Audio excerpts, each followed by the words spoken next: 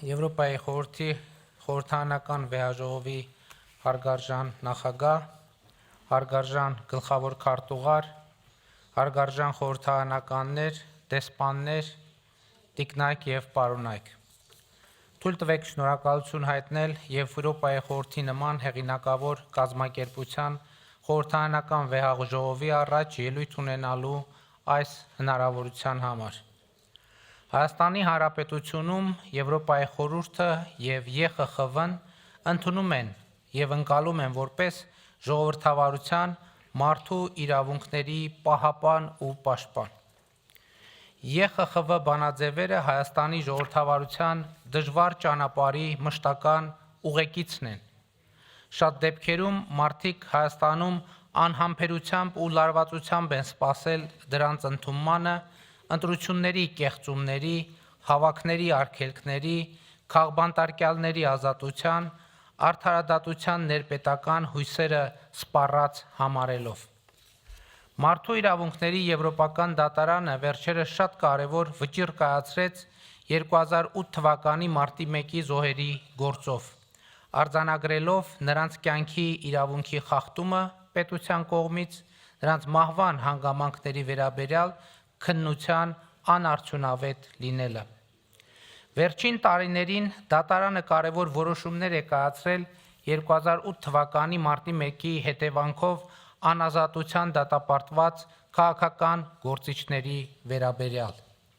2008 թվականի մարտի 1-ին ես ընդդիմության շարքերում էի, հետո ստիպված էի ընդհատակ անցնել, հետո կամավոր կերպով դուրս գալ ընդհատակից, որից հետո կալանավորվեցի եւ դատապարտվեցի 7 տարվա ազատազրկման։ Այդ ողջ ընթացքում ես ինքս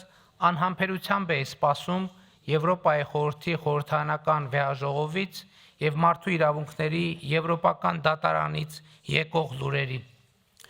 ԵԽԽՎ-ում հնչող ելույթներն ու ընդունվող բանաձևերը մեզ Հայաստանում ժողովրդավարության համար պայքարողներիս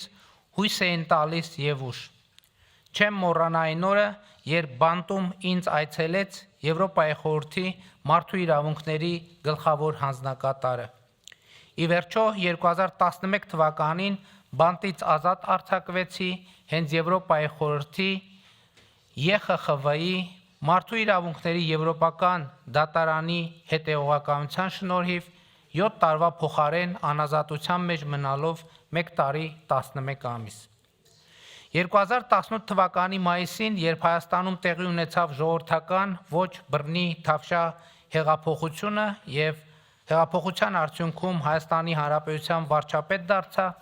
մարդու իրավունքների եվրոպական դատարանը իմ գործով դեռ վճիռ չէր կայացրել եւ շարունակում էի անհամբերությամբ սպասել դատարանի վճռին, ում դիմել էի դեռ 2010 թվականին։ Վարչապետի պաշտոնում ինձ համար մի այդ վճիռը ավելի մեծ կարևորություն ստացավ, որովհետև Միեդը, եթե որոշեր, որ 2009 թվականին Հայաստանում իմ դեմ կայացված դատավճիռը անարդար էր, դա իմ գործը վերանայելու այնպիսի հիմք կտար, որ ոչ ոք չէր կարողանա ասել, թե վարչապետի իմ կարգավիճակի պատճառով է, որ նման վճիռ է կայացվել, եւ արդարությունն ու արդարադատությունը կլինեին լեգիտիմ։ Եվ բարեբախտաբար այդպես էլ եղավ։ Միեդի վճիռը լիովին լեգիտիմ եւ անառարկելի դարձրեց իմ հետագա արդարացումը Հայաստանի դատարանում։ Այս նույն ձևով արդարացվեցին նաեւ Հայաստանի բազմաթիվ այլ նախկին քաղբանտարկյալներ։ Այս ամենը ասում եմ ոչ միայն կամ ոչ այնքան իմ շնորհակալությունը արտահայտելու, որքան ի ցույց դնելու համար, որ Եվրոպայի խորհուրդը եւ նրա կառույցները Հայաստանի պետական ինստիտուտների օրգանական շարունակությունն են։ Ես ու բազմաթիվ մարդիկ Եվրոպայի խորհուրդը եւ նրա ինստիտուտները օտարերկրյա կազմակերպություն չենք համարում։ Եվրոպայի խորհուրդը մեր կազմակերպությունն է, մեր ժողովրդավարության կարևորագույն ինստիտուտներից մեկը, որովհետև մենք նրա լիարժեք անդամն ենք։ Այդպիսին են նաև Եվրոպայի խորհրդի խորհրդարանական վեհաժողովը, մարդու իրավունքների եվրոպական դատարանը, Վենետիկի հանձնաժողովը։ Մեր անդամակցությունը Եվրոպայի խորհրդին մեզ ավելի մեծ վստահություն է տալիս ժողովրդավարական բարեփոխումներ իրականացնելիս, որովհետև գիտենք, եթե սխալվենք, կա մեզ հարազատ մեր կազմակերպությունը, որը մեզ կհազանգի այդ մասին, կօգնի մեզ գտնել ճիշտ ուղղությունը ժողովրդավարության ցավոք գնալով ավելի դժվար դարձող ճանապարհին։ Եվրոպայի խորհուրդը մեր տունն է, որտեղ մենք հասցենք ստանում որպես ժողովրդավարական պետություն։ Լինելով փոքր երկիր, մենք այստեղ մի մեծ, գեղեցիկ եւ լուսավոր ընտանիքի մաս ենք դառնում, որտեղ մարդը ամենակարևոր արժեքն է, որտեղ մարդը նպատակ է եւ ոչ թե միջոց։ Այս ընտանիքը կարևոր է մեզ համար։ Եվրոպայի խորհուրդը մի տեղ է, որտեղ մենք կարող ենք կիսվել մեր հաջողությունների ուրախությունը ու պատմել մեր անհաջողությունների մասին, լսել ուրիշների հաջողությունների պատմությունը, դրանցով ոգևորվելու համար եւ ուրիշների անհաջողությունների պատմությունները դրանք չկրկնելու համար։ Եվրոպայի խորհրդի խորհրդարանական վեաժողովի հարգարժան նախագահ, հարգարժան գլխավոր քարտուղար, հարգարժան ներկաներ, ես ինձ հետ ԵԽԽՎ եմ բերել թե հաջողությունների, թե անհաջողությունների պատմություններ։ Չնայած երբեմն այդ պատմությունները սերտորեն կապված են իրար հետ եւ հաճախ դժվար է գտնել այն կետը, որտեղ հաջողությունը ավարտվում է, անհաջողությունը սկսվում։ Ուրախ եւ հպարտ եմ ԵԽԽՎ-ին զեկուցել, որ 2018 թվականի ժողովրդական ոչ բռնի Թավշյա հեղափոխությունից ի վեր իշխանությունը Հայաստանում որևէ ընտրություն կեղծելու փորձ անգամ չի արել։ Այս ընթացքում տեղի են ունեցել 2 խորհրդարանական ընտրություններ եւ թիմ ընտրություններ Հայաստանի բոլոր համայնքներում, որոշ տեղերում նույնիսկ 2 անգամ։ 2018 եւ 2021 թվականների համապետական խորհրդարանական ընտրությունները միջազգային հանրության կողմից գնահատվել են որպես ազատ, մրցակցային, ժողովրդավարական չափանիշներին համապատասխանող, ինչը ըստ էության մեր պատմության մեջ աննախադեպ էր։ Թիմ որևէ ընտրությունների արդյունքների հետ կապված բողոքի ակցիաներ չեն եղել։ Մի շարք համայնքներում հաղթել են ընդդիմադիր կուսակցություններ, ինչն ըստ էության անհնար էր 2018 թվականի հեղափոխությունից առաջ։ Հայաստանի քաղաքական կյանքից վերացել է յետընտրական պրոցես հասկացությունը, մինչդեռ 2018 թվականի ժողովրդական ոչ բռնի Թավշյա հեղափոխությունից առաջ դա Հայաստանի քաղաքական կյանքի ամենահաճախ օգտագործվող տերմինն էր։ Մարդիկ փոփոխությունների հույսը կապում էին յետընտրական պրոցեսների հետ, որովհետև գիտեին, որ ընտրությունները կեղծվելու են իշխանությունների կողմից, ինչի հետևանքով յետընտրական պրոցեսների պատեհություն էր առաջանալու։ Այսպես եղել է 2018-ից առաջ տեղի ունեցած գրեթե բոլոր ընտրություններում, բայց դա արդեն պատմություն է եւ մեր մեջ ասած արդեն բավականին հին պատմություն։ Բայց սա չի նշանակում, թե մեր երկրում ընտրական ժողովրդավարությունը խնդիրներ չունի։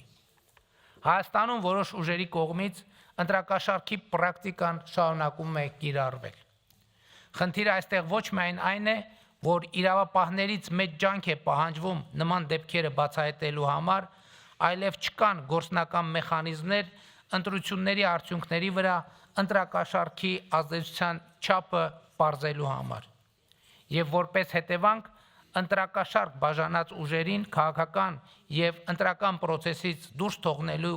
գործնական մեխանիզմները կամ բացակայում են կամ անորոշ են, մյուս կողմից էլ նման մեխանիզմների գործարկումը կարող է մեկնաբանվել որպես ընտրությունները վերահսկելի դարձնելու փորձ։ Չնայած ընտրակաշառքով մանտատ ստացածների ներկայությունը խորհրդարանում կամ թիմերում ընկալվում է որպես ժողովրդավարության անպաշտպանություն, երբ ժողովրդավարության գործիք ընտրությունները փողի գործադրմամբ օգտագործվում են ընդդեմ ժողովրդավարության։ Սրան գումարվում է ապատեղեկատվությունը, իսկ Հայաստանի դեպքում դա առավել խնդրահարույց է, որովհետև լրատվական ռեսուրսների մեծ մասը գտնվում է 2018 թվականի հեղափոխությամբ իշխանությունից հեռացված, իսկ ներկայումս որպես ընդդիմություն հանդես եկող ուժերի տնօրինման ներքո, ովքեր իրենց ապօրինաբար կուտակած հարստությունը ապօրինի գույքի բռնագանձման գործընթացից փրկելու համար դրանց մի մասը ծախսում են ապատեղեկատվության տարածման վրա։ շատ դեպքերում նրանք աջակցություն են ստանում իրենց համախոհ արտերկրյա ուժերից։ Ապա տեղեկատվության այս արշավի դեմ գործնական միջոցների ձեռնարկումը կարող է մեկնաբանվել որպես խոսքի ազատության սահմանափակման փորձ, իսկ գործողությունների բացակայությունը դիտարկվում է որպես ժողովրդավարության խեղճություն, անպաշտպանություն, երբ ժողովրդավարության գործիք խոսքի համացանցի ազատությունը փողի գործադրմամբ օգտագործվում է ընդդեմ ժողովրդավարության։ Նման իրավիճակների թվարկումը դեռ կարող եմ շարունակել, եւ սրանք խնդիրներ են, որոնց մի մասը գոյություն ունի ոչ միայն Հայաստանում։ Ժողովրդավարության դեմ հիբրիդային հարձակումները ժողովրդավարական երկրների առանցքային մարտահրավեր են դառնում։ Մենք Հայաստանում նման իրավիճակների նկատմամբ դիրքավորվում ենք նախ ժողովրդավարությանը չվնասելու սկզբունքով, հասկանալով հանդերձ, որ մեր շատ հայրենակիցներ սա որակում են որպես թուլություն կամ անգործություն։ Հիբրիդային հարձակումները եւ դրանց նկատմամբ գործուն միջոցների բացակայությունը հեղինակազրկում են ժողովրդավարությունը, բայց միևնույն է, այստեղ առանձին վերցրած երկրի լուծումներ չկան եւ Եվրոպայի խորհրդի խորհրդարանական վեհաժողովն են այն ինստիտուտները, որտեղ մենք պետք է քննարկենք այս հարցը, իմի բերենք մեր անելիքները եւ հասկանանք, թե ինչպես պետք է ավելի ամրացնենք ժողովրդավարությունը։ Համենայն դեպս մեր ընկալումն այն է, որ Հայաստանի Հանրապետությունը այս հարցում պետք է գործի գլոբալ ժողովրդավարական հանրության հետ, նրան համընթաց եւ այսպես էլ կվարվենք։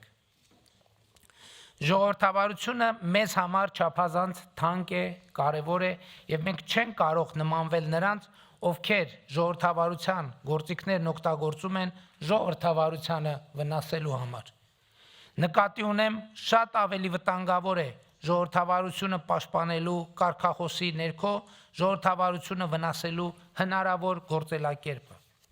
Բայց հարգելի ներկաներ, թույլ տվեք վստահորեն հայտարարել, իհեճուկս այս ամենի ժողովրդավարությունը Հայաստանում վստահելի ձեռքերում է։ Եվ խոսքն այս դեպքում ոչ թե կառավարության, ոչ թե կառավարող մեծամասնության, ոչ թե քաղաքացիական հասարակության, այլ ժողովրդի մասին է, Հայաստանի Հանրապետության քաղաքացիների։ Ժողովրդավարությունը քայքայելուն ուղղված այն գործիքները, որոնք հենց նոր թվարկեցի, բոլոր այդ գործիքները կիրառվեցին Հայաստանում ժողովրդավարության համար թերևս ամենախոցելի շրջանում 2020 թվականի 44-օրյա պատերազմից անմիջապես հետո, երբ Հայաստանում խորը քաղաքական ճգնաժամ էր առաջացել։ Ավելին, ինչ որ առումով 44-օրյա պատերազմը հիբրիդային պատերազմի մաս էր, որի թիրախում Հայաստանի պետականությունն էր, Հայաստանի անկախությունը։ Բայց գիտեք, հենց ժողովրդավարությունն էր, որ բառից բուն իմաստով փրկեց Հայաստանի պետականությունը ու անկախությունը։ Պատերազմը եւ դրան ուղեկցող ապատեղեկատվությունը այն գործիքներն էին, որոնցից օգտվելով հակաժողովրդավարական ուժերը մեզնից պահանջում էին պարզապես իշխանությունը հանձնել իրենց։ Մենք ասացինք, որ ժողովրդից ստացած իշխանությունը չենք կարող հանձնել որևէ մեկին, այլ կարող ենք միայն ժողովրդին վերադարձնել։ 2001 թվականի ապրիլին ես հրաժարական տվեցի, արդյունքում լուծարվեց երկրի խորհրդարանը եւ մենք ունեցանք արտահերթ խորհրդարանական ընտրություններ սահմանային էսկալացիաների, Հայաստանի ինքնիշխան տարածքների օկուպացիայի եւ տեղեկատվական ահաբեկչության պայմաններում։ Ոչ ոք չէր հավատում, որ մեր քաղաքացիական պայմանագիր կուսակցությունը կրկին կստանա ժողովրդի վստահության քվեն։ Բայց ժողովրդական ոչ բռնի թավշյա հեղափոխությունն առաջնորդած քաղաքական ուժը ոչ միայն կրկին ստացավ ընտրողների մեծամասնության քվեն, այլև ձևավորեց սահմանադրական մեծամասնություն։ Սա տեղի ունեցավ մի հիմնական պատճառով։ Ժողովուրդը հասկացավ, որ այդ ընտրությունն է, որ երաշխավորելու է իր ժողովրդի իշխանությունը Հայաստանում։ Այսինքն ժողովուրդը մեզ մանդատ տվեց իր իշխանությունը եւ ինքնիշխանությունը,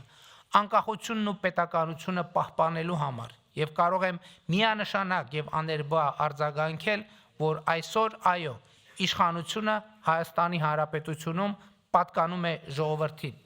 ով Հայաստանում ժողովրդավարության երաշխավորն է, եւ Հայաստանի Հանրապետությունն այսօր ավելի անկախ է, քան երբևէ, ավելի պետություն է, քան երբևէ, ավելի ինքնիշխան է, քան երբևէ, ավելի ժողովրդավար է, քան երբևէ։ Բայց 2021 թվականի արտահերթ խորհրդարանական ընտրություններում մեկ այլ բան նույնպես տեղի ունեցավ։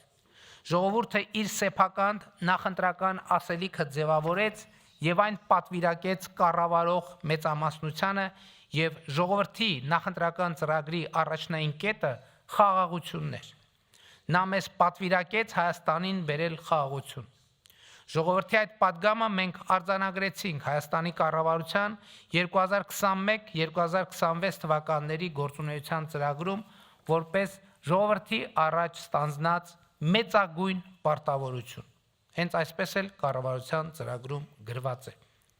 Եվ ուրախ եմ արձանագրել, որ այսօր Հայաստանի եւ Ադրբեջանի միջև խաղաղություն է հաստատված։ Չեմ կարող ասել, որ դա միայն Հայաստանի կառավարության եւ Հայաստանի ժողովրդի ձեռքբերումն է։ Դա նույնքան Ադրբեջանի կառավարության եւ Ադրբեջանի ժողովրդի ձեռքբերումն է։ Եթե այսպես չլիներ, խաղաղություն չէր լինի։ Սա նույնքան էլ Հայաստանի եւ Ադրբեջանի խորհրդարանների ձեռքբերումն է։ Հարգելի ներկաներ, 2025 թվականի օգոստոսի 8-ից առաջ Հայաստանն ու Ադրբեջանը արդեն ահռելի աշխատանք էին արել։ 2024 թվականին առաջին անգամ սահմանազատվել էր Հայաստանի եւ Ադրբեջանի միջև միջպետական սահմանի ավելի քան 12 կիլոմետրանոց մի հատված, ստորագրվել եւ վավերացվել էր երկու երկրների սահմանազատման հանձնաժողովների համատեղ գործունեության կանոնակարգը, որտեղ 1991 թվականի դեկտեմբերի 21-ի Ալմա-Աթայի հռչակագիրը ֆիքսված է որպես երկու երկրների սահմանների սահմանազատման բազային սկզբունք։ 2025 թվականի մարտին Հայաստանն ու Ադրբեջանը հայտարարել էին երկու երկրների միջև խաղաղություն եւ միջպետական հարաբերություններ հաստատելու մասին համաձայնագրի նախագծի շուրջ բանակցությունների ավարտի եւ նախագծի համաձայնեցման մասին։ Բայց առանց Ամերիկայի Միացյալ Նահանգների նախագահ Դոնալդ Թրամփի անհատական եւ անձնական ներգրավվածության, առանց նրա անձնական ջանքերի հնարավոր չէր լինի հասնել այն արդյունքին, որին մենք Ադրբեջանի նախագահ Իլհամ Ալիևի հետ հասանք սույն թվականի օգոստոսի 8-ին։ ԱՄՆ մայրաքաղաք Վաշինգտոնում Սպիտակ տանը մենք ընդունեցինք հռչակագիր, որով արձանագրեցինք խաղաղության հաստատումը Հայաստանի եւ Ադրբեջանի միջև։ Նախագահ Թրամփը որպես վկա նույնպես ստորագրեց այդ հռչակագիրը։ Նախագահ Թրամփի, Ադրբեջանի նախագահի եւ իմ ներկայությամբ երկու երկրների արտաքին գործերի նախարարները նախաստորագրեցին Հայաստանի եւ Ադրբեջանի միջև խաղաղություն եւ միջպետական հարաբերություններ հաստատելու մասին համաձայնագիրը։ Սա պատմական իրադարձություն է, որ խաղաղություն բերեց մեր երկրին, մեր երկրներին,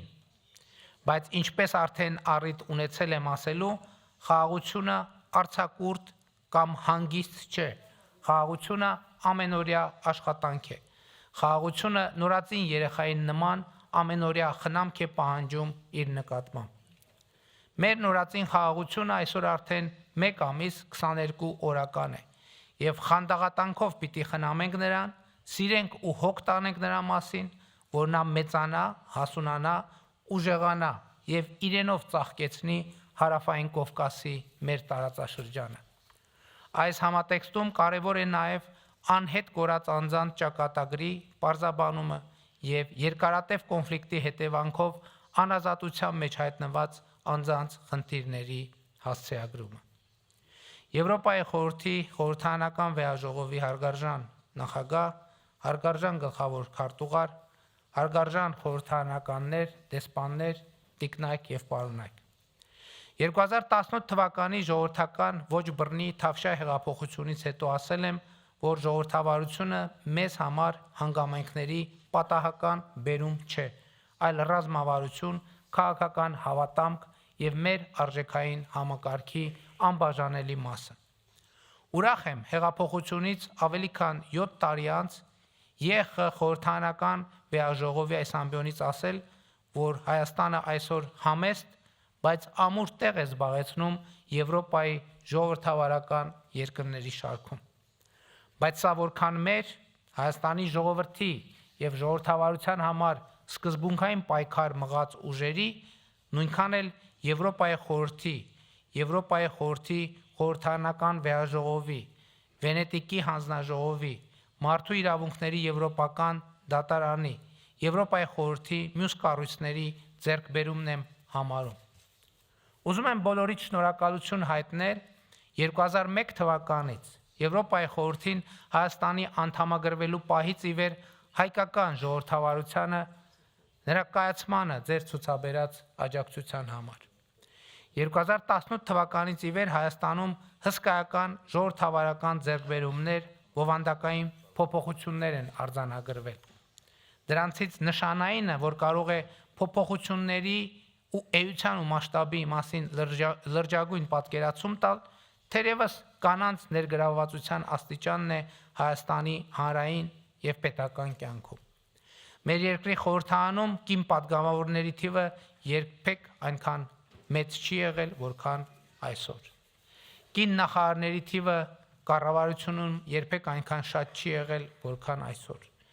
Ներքին գործերի նախարարությունը, որ ամենամեծ իրավապահ կառույցն է, դատախազությունը, արտաքին հետախուզական ծառայությունը կանայք են ղեկավարում, ինչ նախադեպ է մեր պատմության համար։ Հեղափոխության եւ ժողովրդավարության արդյունքների մասին խոսելիս կարևոր են նաեւ որոշ սոցիալ-տնտեսական ցուցանիշներ։ 2018 թվականից ի վեր Հայաստանի տնտեսությունը աճել է շուրջ 43%-ով։ Երկրի պետական բյուջեի հարկային եկամուտները ավելի քան կրկնապատկվել են։ Կոռուպցիայի ընկալման համաթվում Հայաստանը 2018 թվականի համեմատ ավելի քան 40 կետով առաջընթաց է ապահովել։ Բայց հիմա արդեն այս ամենից մեր բերկրանքը ըստ էության պարպվել է, որովհետև նշածս ընդամենը եկել է հիմնավորելու, որ հնարավոր է ավելին, եւ մենք պիտի ձգտենք ավելիին։ Ու սրա համար ահռելի մեծ աշխատանք կա անելու, անկախ դատական համակարգը կայացնելու, հակակոռուպցիոն ամբողջական եւ վստահելի համակարգ ներդնելու, ժողովրդավարությունը թիրախավորող հիբրիդային հարձակումներին դիմակայելու, օրենքի եւ իրավունքի գերակայությունը արմատավորելու, մարդու իրավունքների պաշտպանությունը ուժեղացնելու, պետության նկատմամբ մարդկանց վստահությունը մեծացնելու ուղղությամբ։ Հայաստանի Հանրապետությունը վստահորեն գնալու է այս ճանապարհով եւ նաեւ վստահ ենք, որ այս ճանապարհին ունենալու ենք Եվրոպայի խորհրդի եւ նրա կառույցների ամուր աջակցությունը։ Կեցցե Եվրոպայի խորհուրդը, կեցցե ժողովրդավարությունը, կեցցե երկխոսությունը, կեցցե խաղաղությունը։ Շնորհակալ եմ եւ սիրով կպատասխանեմ ձեր բոլոր հարցերին։